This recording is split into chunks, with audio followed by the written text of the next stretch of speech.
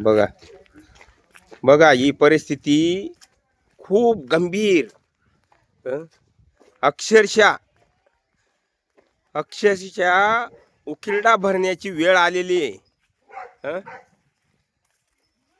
काय सरकार कोणत्याच परिस्थितीत शेतकऱ्यांचं ऐकून घेत नाही. हं?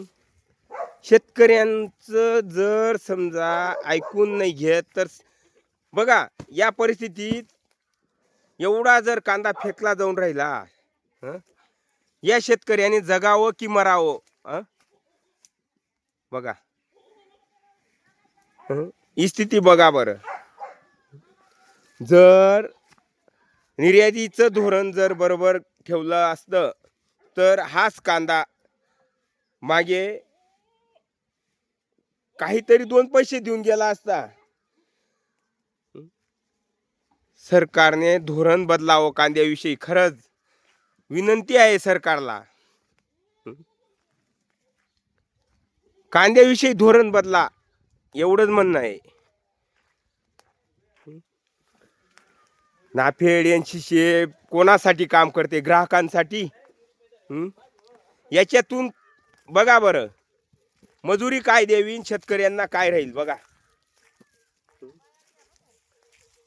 एवढी गंभीर परिस्थिती शेतकऱ्यांवर कोणी ओढून आणलेली आहे? शासनाने. बघा,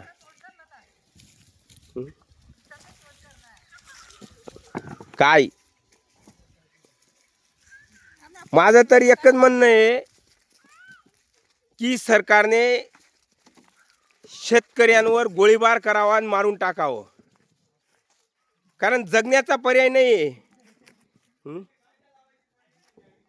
आपलं प्रमुख पीक कांदा आहे आणि कांद्याला जर समजा अशी स्थिती व्हायला लागली, तुम्ही निर्यात धोरण बदला ना.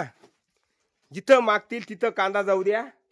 100% आमचा कांदा विकला गेला असता जून जुलैमध्ये. परंतु तुम्ही खाणाऱ्यांसाठी कुठंतरी काम करत आहात. सरकार तुम्ही शेतकऱ्यांचं सरकार नाही आहे असं दिसतं. या शेतकऱ्याचं काय म्हणणं आहे? बोलावं तुम्ही. काय कांद्याची अवस्था बघितली व्हिडिओमध्ये सर्व शेतकरी बांधवांनी. या गव्हर्नमेंटला खरोखरच आपण जे निवडून दिलेलं आहे, जाब विचारण्याची वेळ आता या गव्हर्नमेंटवर आलेली आहे. आताच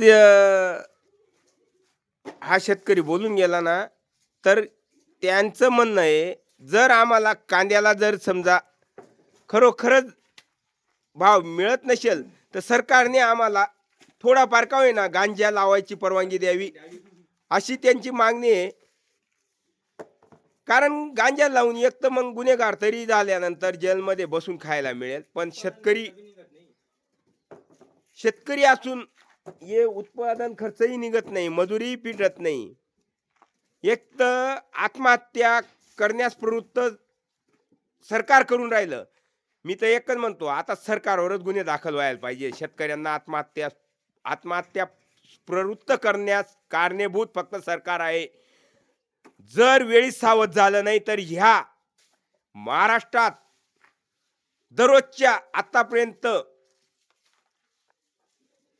आत्महत्येचं प्रमाण कमी असेल, पण याच्या पुढे दर दिवशी गावामध्ये 10 ते 20 आत्महत्या शेतकऱ्यांच्या झाल्याशिवाय राहणार नाही. वेळीच सावध व्हा सरकार, हे खणखणीत इशारा आहे.